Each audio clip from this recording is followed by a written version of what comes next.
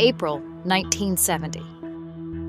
6-year-old Jennifer Willoughby of South London sits on the couch clutching her favorite doll and watching the goodies on television. I just remember that they were dressed like beef eaters and it was terribly confusing. Suddenly, her father bounds down the stairs, heading for the front door, and looks at her quizzically as if he didn't expect to see her there. Quickly grabbing his jacket from the hall closet, he smiles broadly and explains that he's heading out. He just said, "Gotta go for a bit, love. Gonna pop out and kill Hitler." He said he'd be back by tea or 5:30 by the latest. Then he tapped his nose with his finger, like this. The listeners can't see you do that. Well, you get my meaning. It was a way of saying not to tell my mum. As he walks out the door and down the street, she quickly loses sight of him. And that is the last time that she, or anyone else, ever saw Arthur Willoughby.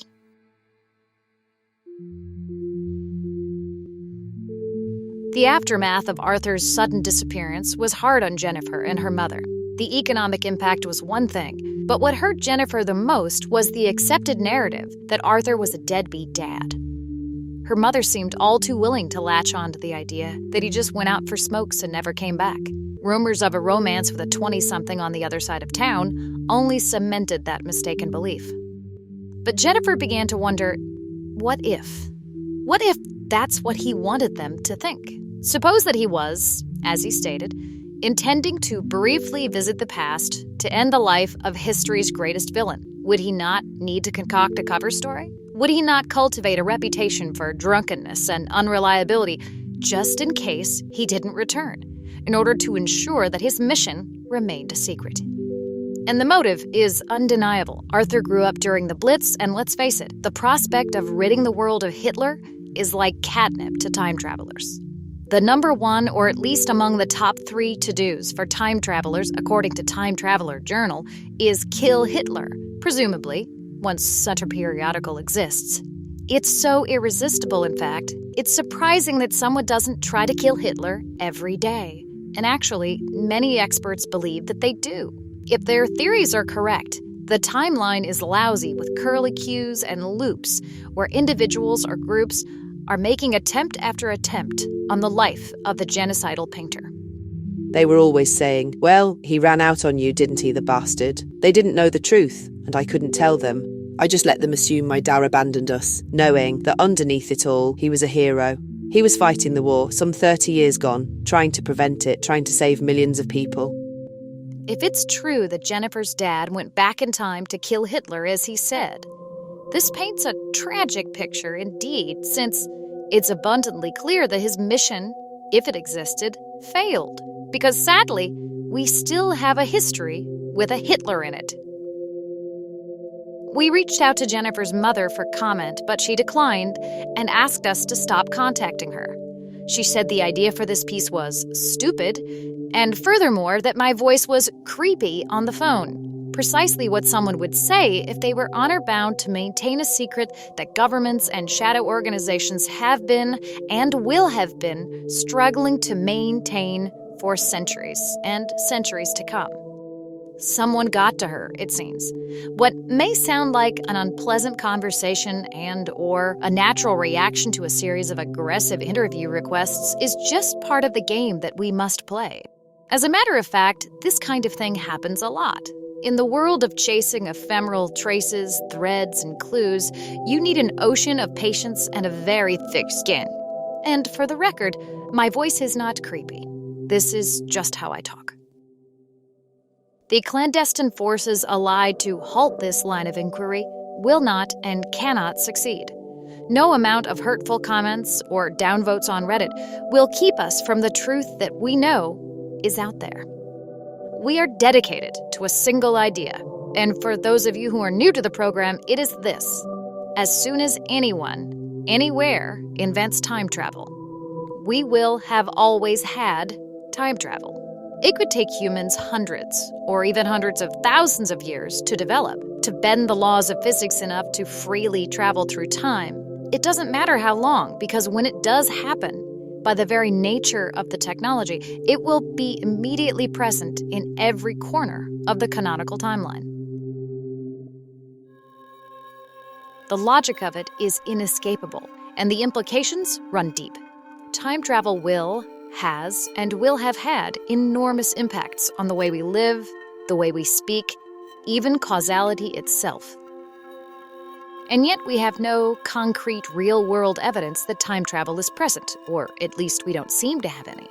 Does that indicate that top physicists were right, and that time travel of the type described in documentaries such as Back to the Future and Bill and Ted's Excellent Adventure is not possible? Perhaps. Or the lack of evidence could be all the evidence we need to show that the theory is correct, and that the secrecy behind it is much more effective than we may have thought. Occam's razor suggests that the simplest explanation for a given phenomena is likely the correct one. Instead, we can apply a concept known as Jeff's razor, where we catalog all the proffered explanations and remove the ones that seem dull and uninteresting, and what remains is probably the truth. Applying Jeff's razor, Arthur Willoughby is not the soused wandering lout that he appeared to be. Instead, he is a fallen hero, a soldier in a secret war. Take your pick. In a world where we can choose our own reality, I choose the version that makes better podcasting. Welcome to We Will Have Always Had Time Travel. I'm your host, Madeline O'Ryan.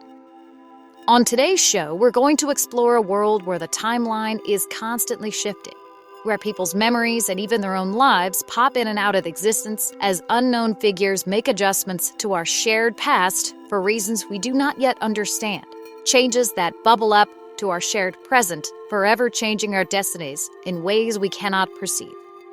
But first, an ad for dog food or whatever. Today's program is brought to you by your mom.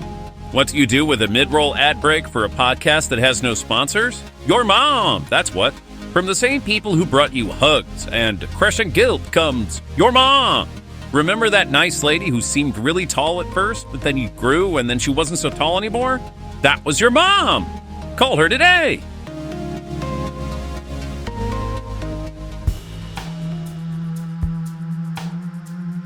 Welcome back. Now, let's take some calls. You may be wondering how we can manage to have a call-in segment on a pre-recorded program. Well, that's a very good question, so good for you. The fact is, the phone number to our studio is a closely guarded secret known only to a few people, and we will reveal that number on our very last episode. So it stands to reason that anyone calling into our call-in segment would be a time traveler.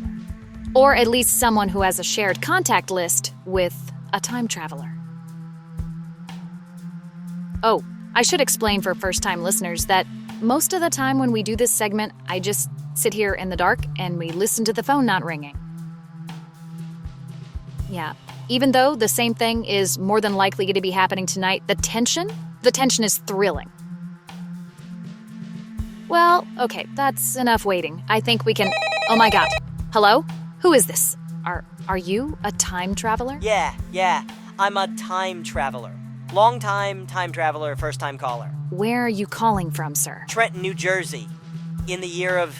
I don't friggin' know. You're saying you don't know what year it is? No, we don't have any clocks or calendars in the future because of the time war and everything like that. Wait, you must explain. You're in the midst of a war related to time travel? Countries and companies battling over control of the technology? I don't know. It's just like a war with guns and tanks and stuff. Plus time, of course. This is fascinating. It makes sense that you wouldn't have a full picture of the circumstances since you're on the ground in the fog of war. Time war. As you probably know, time war is hell. I can only imagine. Oh yeah, and Baba Booey. Fascinating. Who is this Baba Booey? Is he or she a warlord in the time war or some post-apocalyptic god that you worship in the ruins of modern civilization? Baba Booey is just a guy. Then can you put Mr. Baba Booey on the phone, sir? It is vital that we speak to him so that we can avoid this terrible fate that you describe. Are you pulling my chain? Cause I'm the chain puller. Are you pulling my chain? I can assure you, sir, I am completely sincere. We are eager to learn what future New Jersey can teach us. Are you pranking me? Cause I don't like to be pranked. I do not handle this kind of thing well. I'm pranking you. Baba Booey to you, good sir. And best of luck as you struggle to survive in the dystopian time war-ravaged future.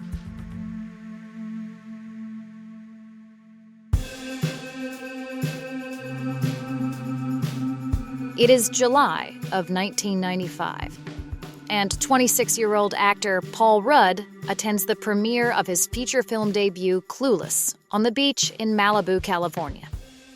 Posing for the press, Rudd seems youthful and a little bashful, exhibiting the first sparks of that smirky charm that would soon become a trademark of his public persona. 10 years later, with Rudd's supporting role in Judd Apatow's The 40-Year-Old Virgin, the actor looks a little bit older, but he still possesses that rakishness that casting directors seem to crave. Based on photographic evidence, though, it seems that around this time, just when his career was really taking off, that Mr. Rudd simply stops aging. In another decade, with the 2015 premiere of his starring role in Marvel's Ant-Man, Rudd seems barely a year older.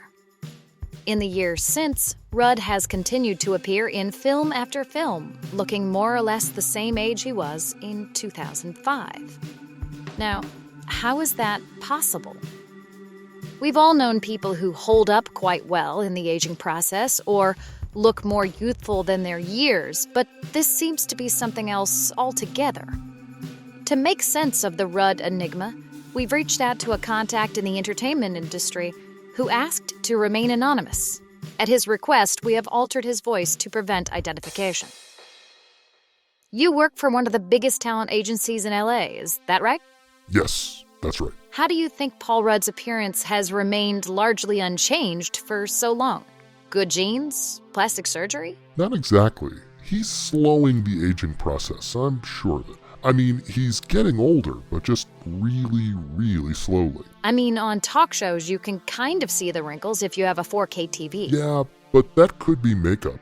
I've heard some say that he uses makeup to seem older so people don't catch on to his secret, but I'm not sure about that one. Yeah, I used to think it was a Dorian Gray situation, and that somewhere Paul Rudd had a secret Instagram account with filtered snapshots of a very old man. Ooh, that concept would do great numbers on streaming with the right talent attached. I mean, it couldn't be any dumber than that House of Usher adaptation. Indeed. So, can you tell us what you think is really behind Paul Rudd's stubborn refusal to age? Well, I know a PA who worked on Ant-Man Quantumania who confirmed what I heard from an assistant to his assistant who told me... Ooh, I wonder if we're going to say the same thing. We probably are. Okay, we'll say it at the same time. Ready? 1, 2, 3, time Blood travel. rituals. Oh, sorry. No, I actually like yours way better. It's far more interesting. You know, Jeff's razor and all that. Exactly. He's aging very slowly. There are a couple of ways to do that. A hyperbaric chamber for one, or cryogenics maybe. There's a lot of downtime in this business. Actors are only acting or promoting their movies for 3 to 4 months out of the year, generally. If they could manage to stop the clock for the other 8 or 9 months, I mean, they could pull off the Paul Rudd phenomenon. Cryogenics seems unlikely for technical reasons, and, hyperbaric chambers won't really stop the aging process completely. But let's say, hypothetically, he sneaks off to a secret time travel facility disguised as a tanning salon in the valley. Hypothetically. He walks in on June 1st and walks out in late November for reshoots and the obligatory holiday family time. It fits the facts. I mean, it fits them pretty well. Yeah, it's starting to make sense the more I think about it. It's genius, really. You could fast forward through all the stuff that you don't care about, like kids' birthday parties, family vacations, or whatever. Just focus on the on-camera time. The off-camera stuff, you can just skip like a YouTube ad. I don't know if I'd want that, though. It seems like birthdays and vacations could be fun, or maybe even the point. That is because you are a well-adjusted adult, and actors are none of those things. I see. Are you saying that you can prove that Paul Rudd is somehow jumping forward in time to enhance his career? Oh, I'm sure of it. I mean, I was fully ready to accuse him of participating in blood rituals a few minutes ago, so I'm basically down for anything. But can you prove it? Can you get evidence? I mean, if he has access to a time travel device or service, it's gonna be very hard to locate. The secrecy, the security would be airtight. Yeah, but we really don't need all that. We just need to trip him up, get him to admit it. How do you propose to do that? Well, easy. Ask him what day it is. Well, okay. We've been thinking about him jumping forward months at a time, a couple times a year, but what if his schedule is dense enough that he's jumping a few weeks, several dozen times a year. He would never know what day it is without looking at his phone. And that's how we'll know. And that's how we'll know. Well, it's been a joy talking to you, Jason Lampley. Best of luck in your... God, why did you use my real name? Don't worry. Our producer will cut it out of the show. I just need to say, cut, cut, cut, and he'll cut it, right? Cut, cut, cut. See? I really hope so. I won't be able to sleep for weeks after this, imagining Paul Rudd hunting me down like the inexorable specter of death, or worse, like that guy from No Country for Old Men. Please make sure your guy cuts that bit before it runs. Of course. He's a pro. A very meticulous editor. Western Pennsylvania, 1993. A dull work trip in a series of dull work trips. Phil Connors climbs the stairs of a charming bed and breakfast, fumbling for the key to his room. Tired from a long day of schmoozing the locals, Phil lays down to go to sleep, dreading the return drive the next day. When his alarm goes off in the morning, curiously, he finds everything as it was the day before. His suit from yesterday is still hanging up waiting to be worn. And the song from yesterday starts playing on the clock radio. Woot, There It Is by 95 South. As he goes about his day, all of the events and actions from the previous day repeat. In spite of everything he knows about logic and science, he begins to suspect that he may be trapped in some kind of time loop. Connors details this ordeal in his book, Day of the Groundhog.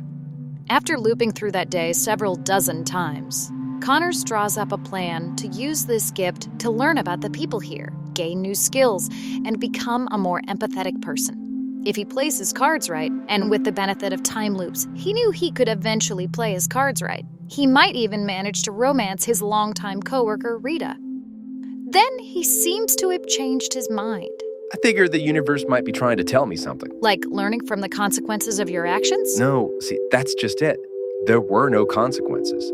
I could say something terrible to a stranger. I could rob a bank.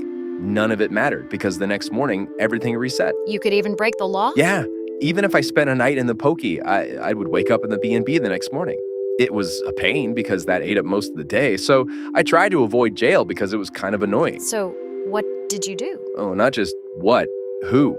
By my calculations, I have had, at one point or another during these time loops, every STD known to modern medicine. Puxatawney may be a small town, but man, those people know how to party, especially if you have infinite time to get to know them and their many, many kinks. Wow. I don't think I needed to know that. In the time loop, I kept running into the same guy every morning. And at one point, I just punched him in the face.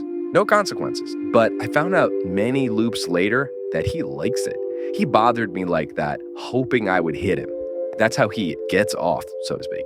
But he's far from the weirdest. Now, Mrs. Lancaster, the piano teacher, that girl is a certified freak. I kind of think that's enough. That sweet old lady has more tools in her closet than a hardware store. And she's got an arm on her, too. She could have batted cleanup for the Pirates in her prime. More than that, though, she taught me so much. More than you can imagine. But after all of these loops, all of this time, what was the point of it? Did you learn anything? I thought so. I mean, the cycle repeated a couple of thousand times. I can't be sure.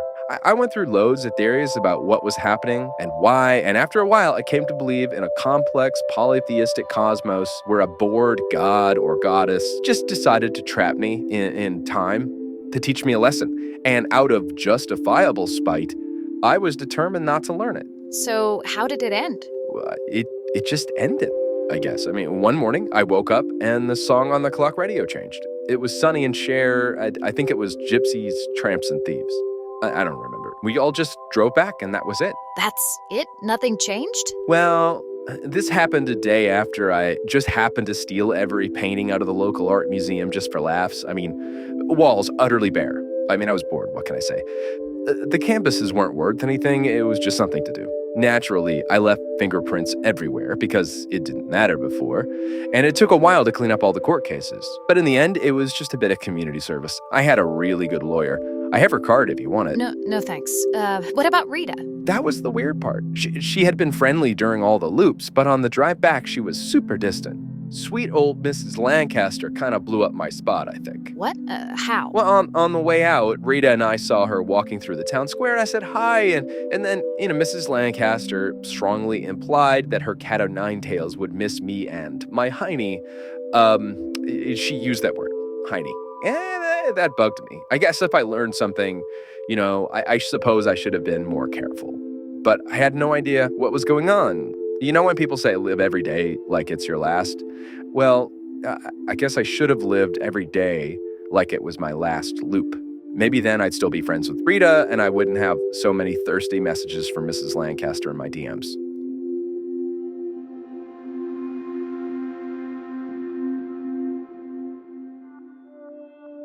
Well, that's the show for tonight. Until next time, pay attention to the little inconsistencies in your history or your memory. Make note of the next time you remember an event that people swear never happened. Or if you think of those children's books as the Berenstain Bears instead of Berenstain or Berenstein, it may not be a faulty memory.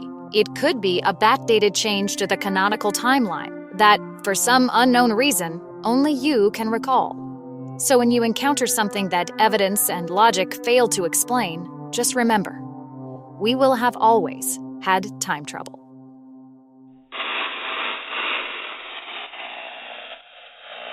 Z S M L D S F M R L Z Z Y K M I L F H O X R W H V